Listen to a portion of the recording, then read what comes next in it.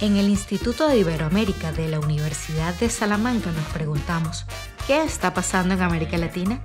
Y para saberlo, se lo preguntamos a expertas y expertos en la región para compartirlo con ustedes. Gracias por acompañarnos. ¿Qué está pasando en el Perú? Para entenderlo, conversamos con Paula Muñoz, Carlos Meléndez, Mariana Ramírez y Alberto Vergara. Ellos nos ayudarán a pensar en las raíces y salidas a esta crisis que parece no terminar. Soy Nicolás Miranda, investigador del Instituto Iberoamérica y profesor del área de Ciencia Política de la Universidad de Salamanca. Muchas gracias por acompañarnos. Para comenzar, nos gustaría entender la situación actual desde un marco más amplio y por ello hemos pedido a nuestros invitados que nos expliquen ¿por qué hay crisis gubernamentales recurrentes en el Perú?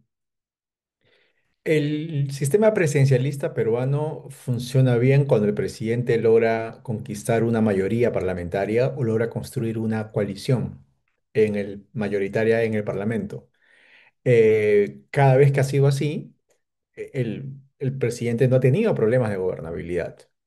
En cambio, cuando el presidente no ha logrado, es elegido con una fuerza parlamentaria menor, no la dominante, y cuando no ha tenido posibilidad de construir una coalición legislativa, se ha visto envuelto en problemas. Y desde el 2006, lo más recurrente es que los presidentes, los inquilinos de Palacio de Pizarro, no han logrado tener el apoyo parlamentario.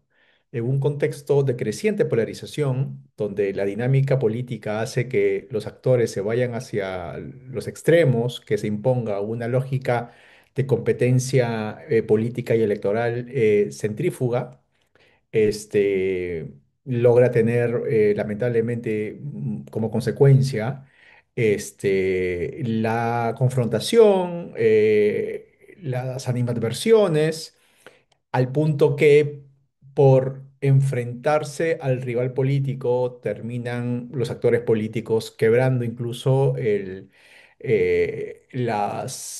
los sentidos comunes que deben existir sobre el respeto de las instituciones, tanto disolviendo congresos como vacando, destituyendo a presidentes cuando plazca, ¿no?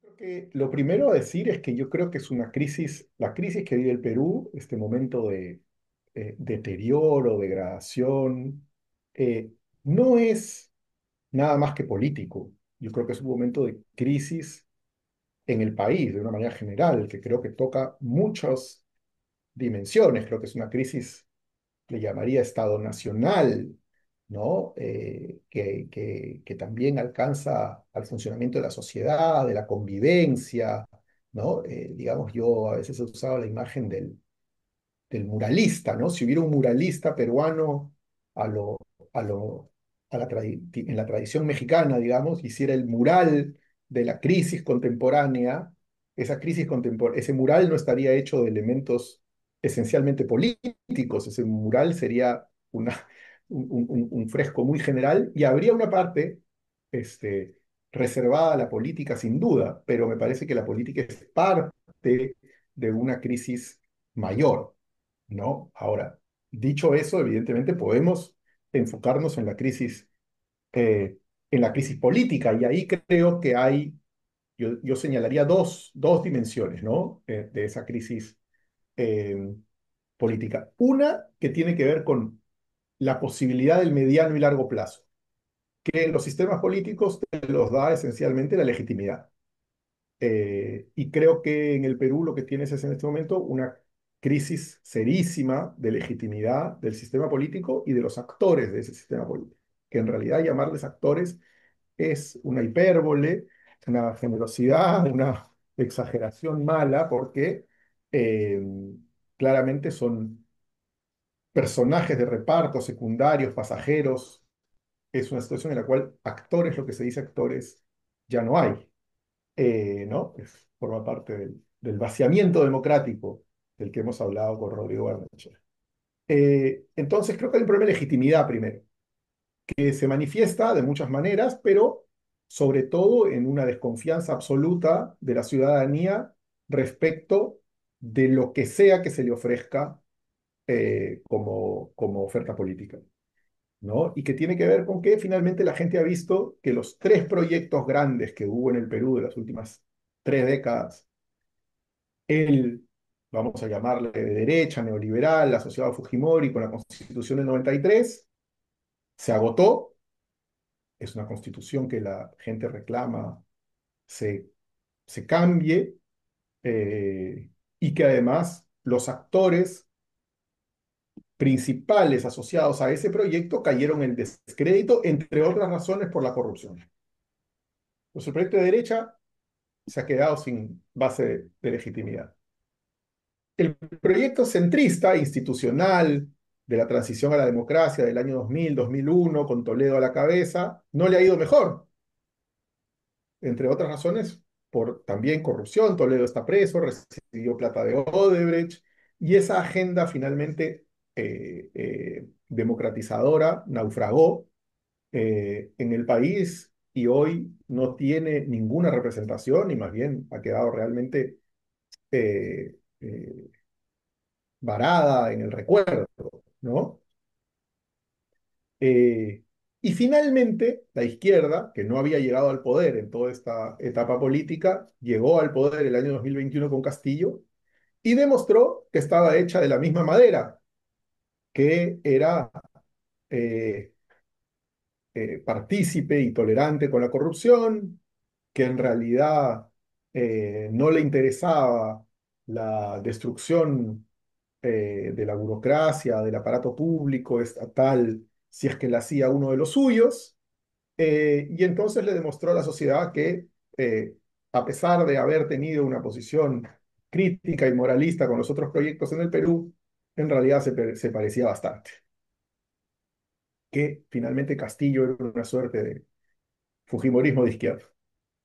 Mm. Y entonces, además, de hecho, para terminar de hacer la analogía, da un autogolpe copiando casi que textualmente las palabras de Fujimori. Entonces es como, en fin.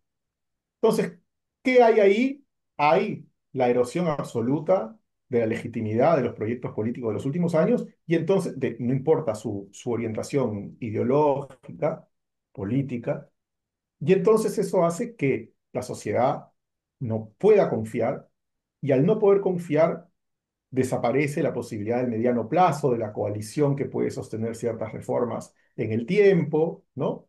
La ausencia de legitimidad te lleva a lo que creo es el segundo punto que quiero decir de la crisis política, que es el corto plazo. ¿Por qué? Porque el corto plazo está hecho de esta crisis. En fin, siempre hablamos de crisis, hace décadas que hablamos de crisis de la representación en nuestros países, pero sí es cierto que la crisis llega, desciende a nuevos sótanos en el Perú, con lo que hay hoy, ¿no? Lo que hay hoy es eh, el presidente actual, Gerí, lo representa muy bien, es alguien de 38 años que llegó al Congreso con 11.000 votos, solo llega porque inhabilitan a Vizcarra y eso le permite entrar al Congreso, si no, no hubiera entrado, y con esa experiencia, con esa legitimidad, con ese caudal de votos, termina siendo presidente de la República, ¿no? Entonces es un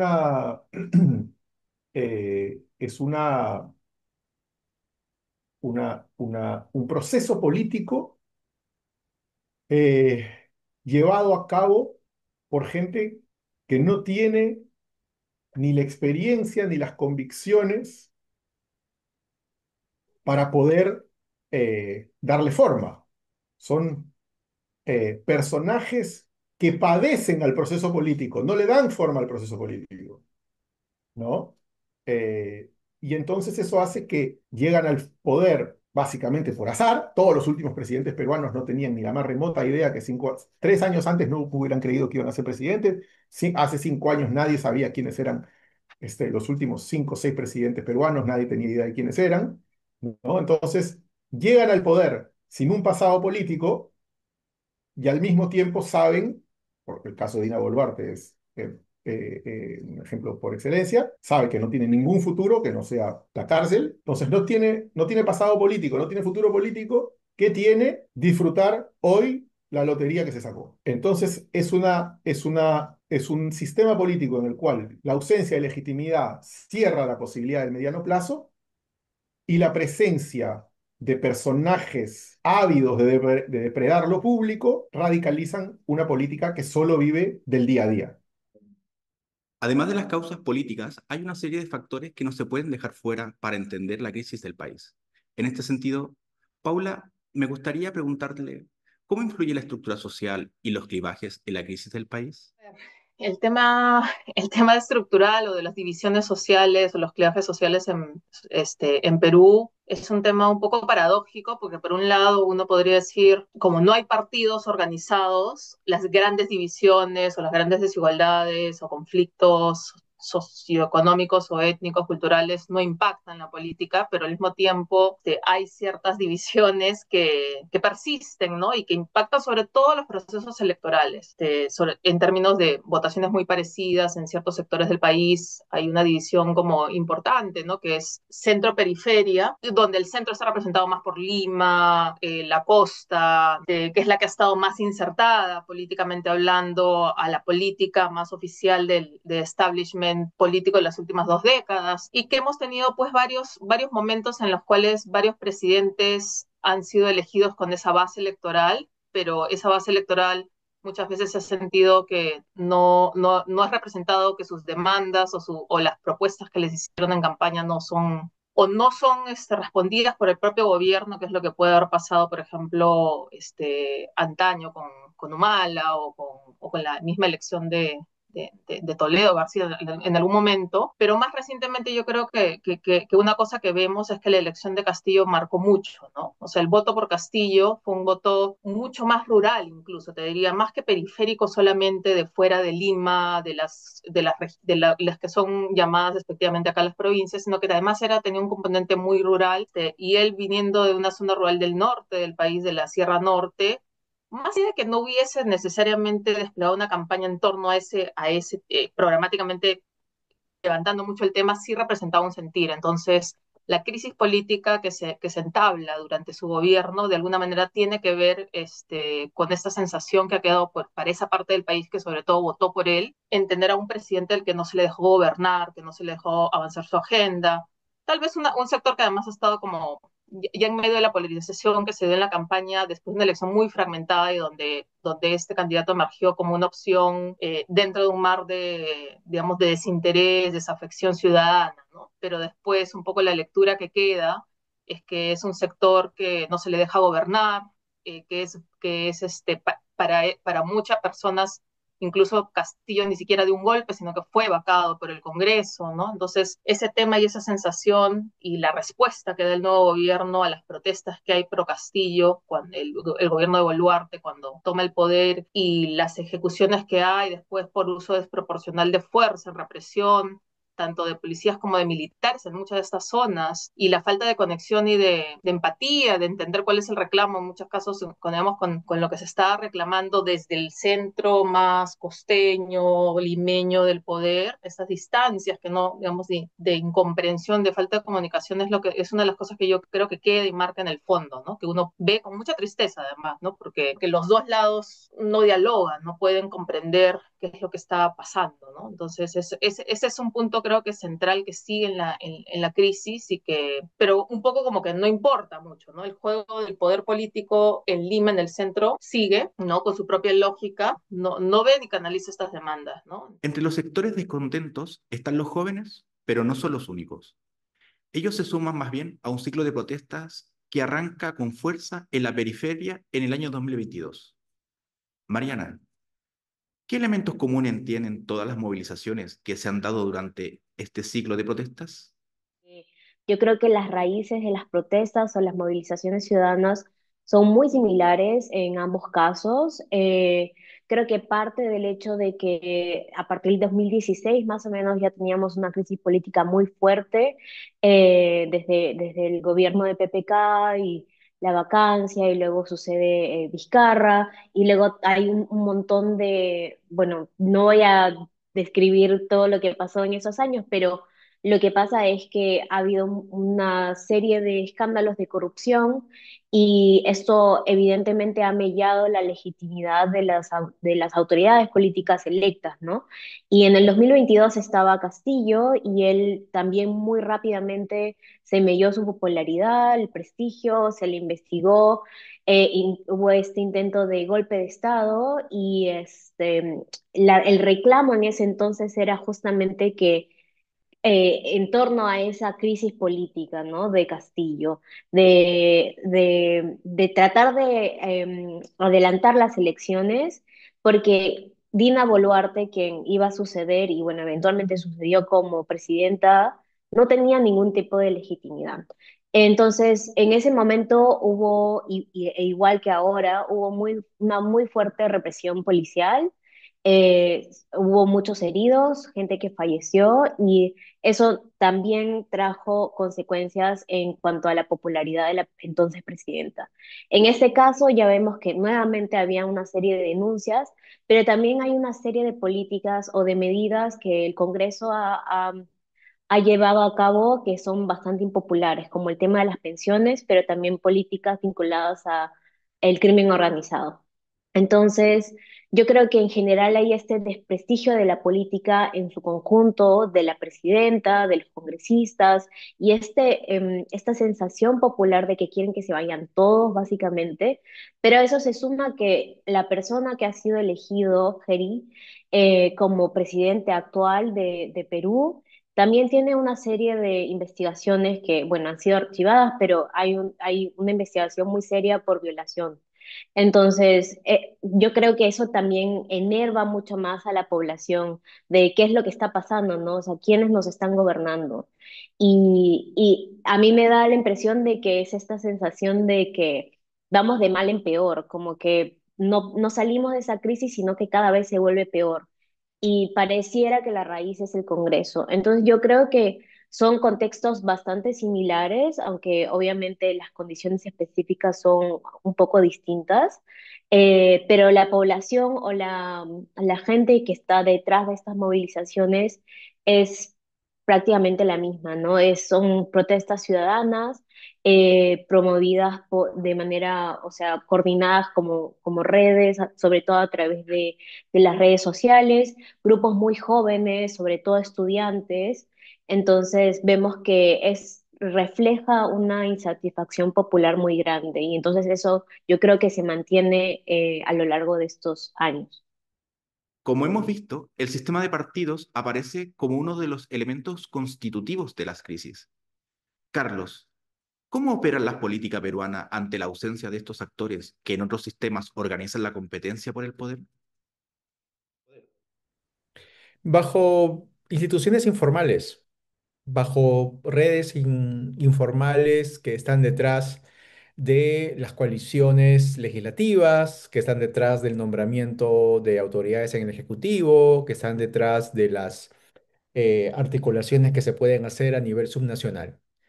Creo que un mayor ejemplo de ello es la coalición que se formó para la designación del actual presidente del Congreso, hoy encargado de la presidencia del Ejecutivo, José Geri. José Geri viene de un partido político que tiene 30 años, pero que es un partido menor. Es un país donde dicen que no hay, es una democracia sin partidos. Llama la atención, Somos Perú, un partido que va a cumplir 30 años. Pero es un partido menor finalmente, con 5 parlamentarios, 6 parlamentarios.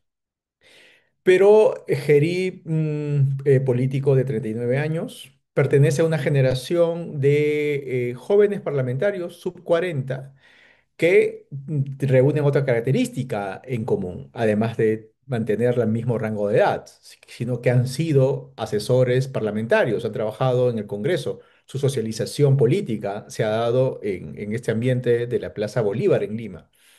Para que tengan una idea, existen más de 10, creo que 12 de los actuales congresistas que han sido asesores parlamentarios y la mayoría de ellos menores de 40 años.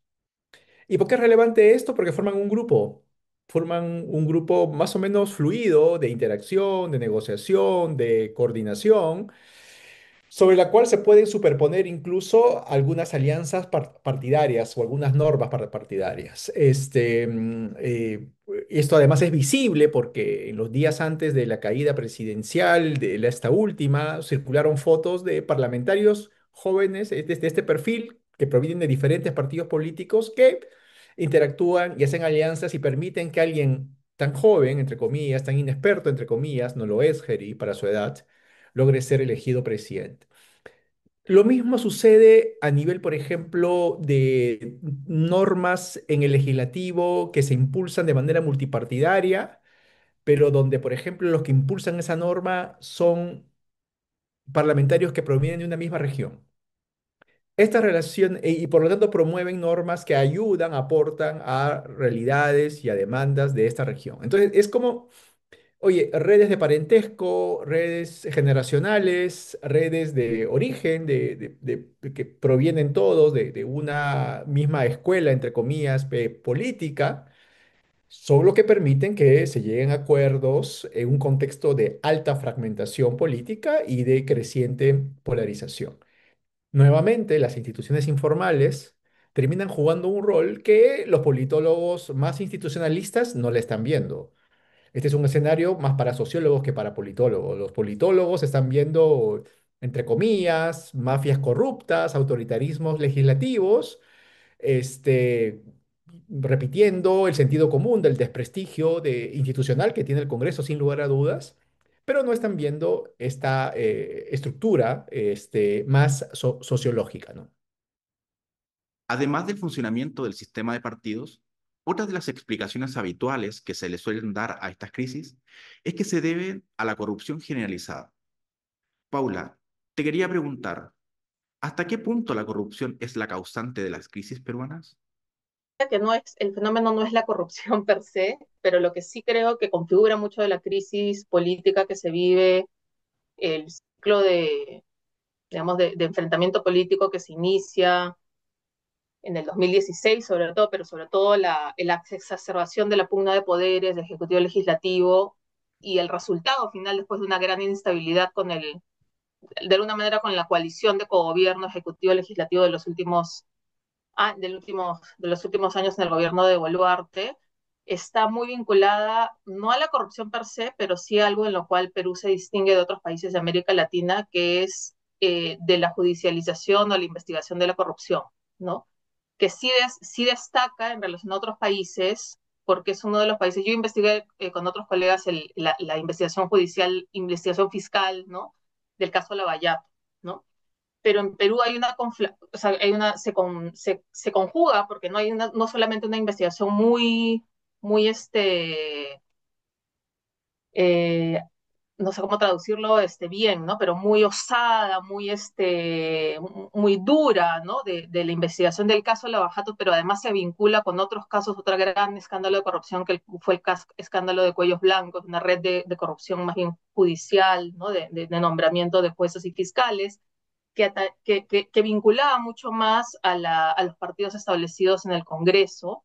Y estas investigaciones que han ido de la mano digamos, al dictamen de prisiones preventivas de muchas figuras políticas, ¿no? De prisión preventiva, ¿no? Ha generado, con el tiempo, generó lo que se llama un backlash, una reacción muy grande, ¿no?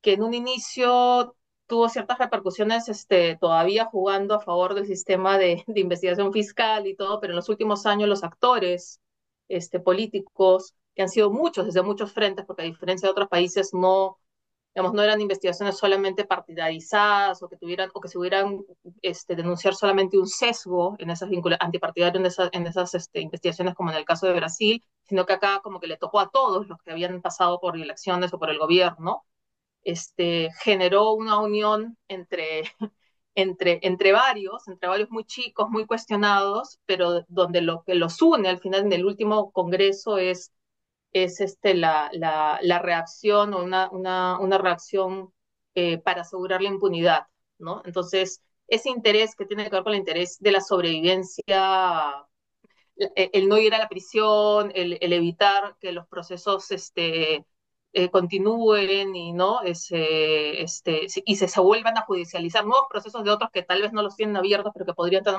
nuevas investigaciones, hace que se genere un frente común, ¿no? Y eso cierra, yo creo, también distancia mucho más a los congresos representados disculpa, a los partidos representados en el Congreso de la ciudadanía y de todo lo que está viendo, ¿no? Entonces hay una sensación de como estamos siendo injustamente atacados, ¿no? Por estos fiscales, que son además una palabra que se usa acá mucho, caviares, ¿no? Ahí se unieron, justamente en esta prédica anticaviar se unen incluso los extremos ideológicos que habían estado peleados en la campaña, en esto coinciden, ¿no? Porque de alguna manera es como esta reacción a la agenda más institucionalista, más pro derechos, que los pone al centro a ellos como los malos de la película vamos a hacer, pero que finalmente los hace pactar de alguna manera por revertir reformas, por revertir, cambiar leyes, hacer una serie de cosas con la finalidad de asegurar que no van a seguir siendo investigados o que los procesos que están en curso contra ellos se van a terminar archivando, ¿no? Entonces, copamiento de instituciones, muchas cosas están muy vinculadas a esta reacción política de... Cuando se habla de Perú, una de las cosas que más llaman la atención es que a pesar de la constante inestabilidad política, la situación económica no sufre mayores alteraciones. Alberto, ¿cómo explicarías esto? Sí, bueno, ese ha sido el gran enigma, ¿no? De la política peruana desde hace décadas, ¿no? Se decía, de hecho, en algún momento, en los mejores momentos, se decía que en el Perú la tasa de crecimiento económica era más alta que la tasa de aprobación presidencial, ¿no? Eh, eh, pero, pero sí, ha sido como una paradoja. Ahora, una paradoja que nunca fue del todo cierta, eh, y ahora lo es aún menos, ¿no? Porque en realidad podríamos, yo diría, invertir ese sentido común, ese comentario, porque en realidad podríamos decir que lo que ha ocurrido en realidad es que, en parte, la política se ha degradado y se sigue degradando gracias a una economía que no deja de crecer, ¿no? Es decir, como el título del libro de Marcelo Bergman, More Money, More Crime, más dinero, más crimen, ¿no? Hay un artículo también de Andrea Feldman, Eduardo Arellano y Juan Pablo Luna sobre esto, sobre cómo el boom económico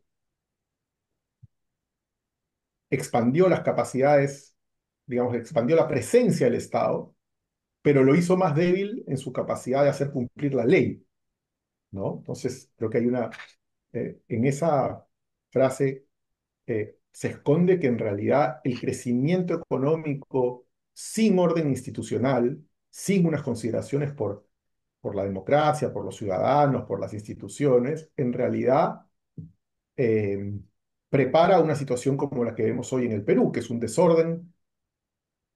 eh, un desorden, una violencia que tiene que ver con un país en el cual, sin reglas, evidentemente lo que se desata, en un país con dinero, sin reglas, lo que se desata es una pelea de todos contra todos por la renta, ¿no?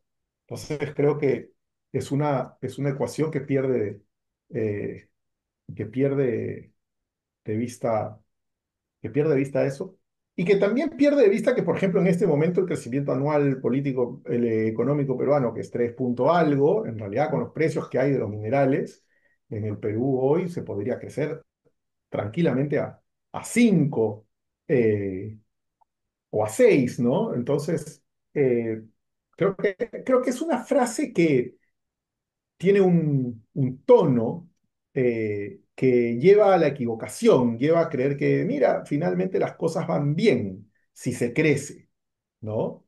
Y en realidad yo siempre he tenido la impresión que es justamente ahí está el problema con esa consideración, de creer que las cosas están yendo relativamente bien cuando en realidad están yendo bastante mal, ¿no?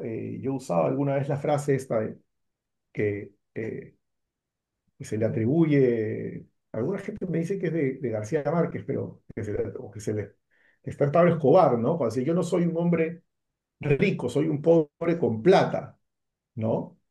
Y entonces, en realidad, el Perú ha sido y, y en parte sigue siendo, porque económicamente, como dices, no hace bancarrota, no está en crisis, pero ha sido un país que ha estado de alguna manera orgulloso y lamentablemente con la venia del extranjero, orgulloso de ser pobre con plata, ¿no? Y creo que eso es algo que justamente hay que remover de los sentidos comunes nacionales. Es decir, el Perú demuestra que, se, que el orden macroeconómico, que el crecimiento económico en un país, si es que va acompañado de la ausencia de ley, de instituciones, eh, es el subdesarrollo también, ¿no?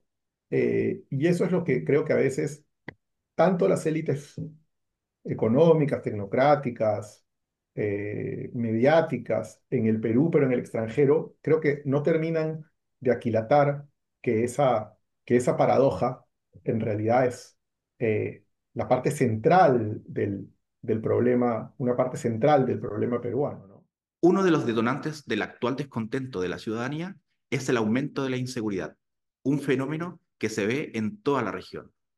Mariana, ¿nos podrías explicar cuál es el impacto del crimen organizado en el sistema político peruano? Bueno, el crimen organizado en Perú ha ido creciendo de manera exponencial en las últimas décadas. Eh, Hace más o menos una década hablábamos más de narcotráfico, pero no llegamos a tener un nivel tan violento como países como México, Colombia o Brasil. Pero hace algún tiempo también se habla mucho de la extorsión, sobre todo en el norte, principalmente en La Libertad. Y esto, lo que ocurre es que el crimen organizado en general está muy vinculado con la minería ilegal del oro, sobre todo del oro, porque es donde el precio es más alto, ¿no? Pero en general también tenemos cobre, tenemos otros recursos que también son importantes y esa minería no ha sido regulada y ha ido creciendo. Y entonces vemos que sumado o vinculada a esta actividad ilícita, a este crimen organizado, hay otro tipo de actividades conexas que han ido aumentando también. Y entre ellas vemos sobre todo el caso de la extorsión, el uso de extorsión. Nuevamente, en el norte es donde principalmente, en el norte del país, es donde principalmente hemos estado viendo un aumento cada vez más grande, más fuerte, sobre todo con temas de construcción, pidiendo cupos, pero ahora lo que pasa en los últimos años es que lo vemos también a ciudadanos o negocios pequeños y también a transportistas, el cobro nuevamente de cupos. Lo veíamos también antes, por ejemplo, me parece en el 2018, creo que el caso de Gamarra también fue muy sonado, pero han habido como casos muy esporádicos donde el tema ha salido, ha sido como muy mediático, pero nunca se ha realmente tomado medidas para controlarlo. Entonces, yo creo que actualmente, en los últimos años, y sobre todo este año, y con el caso de este concierto de cumbia de Aguamarina, que hubo, o sea, disparos, ¿no? En pleno show, yo creo que eso es lo que ha dado lugar a poner el tema en agenda de manera mucho más notoria y que la gente realmente tome conciencia de cuánta relevancia ha tomado en el país y qué tan, o sea, inseguro es realmente el país en comparación a los últimos años. Para finalizar, me gustaría hacer un ejercicio de prospectiva y saber cómo ven el escenario político en el corto y mediano plazo. Lo que sigue abierto es el ciclo de inestabilidad que se inaugura en el 2016. Ese ciclo no se ha cerrado, y lo que tienes es un ciclo de inestabilidad con breves hipos de un mínimo orden, que es lo que la gente creía con Castillo. La gente antes del autogolpe de Castillo, la gente estaba convencida de que Castillo duraba hasta el 2026. Y con Boluarte todo el mundo pensaba, incluso el mismo día de la vacancia, la gente seguía diciendo, no, no la van a sacar, va a seguir a tal. Eh, entonces, creo que el ciclo de inestabilidad que se abrió en 2016 no se ha cerrado. Y por lo tanto, lo que viene es, ya te digo, variaciones de algo semejante. ¿Qué cosa en particular? La verdad es que la bola de cristal todavía no me da esos datos, pero serán variaciones de esto, de reacciones en cadena, emotivas, sin actores que puedan realmente dirigir el proceso político, vacancias, disoluciones, amenazas, violencia. Creo que lamentablemente forma parte ya del panorama político que los gobiernos pueden matar ciudadanos que protestan y no sufrir las consecuencias políticas que deberían en democracia.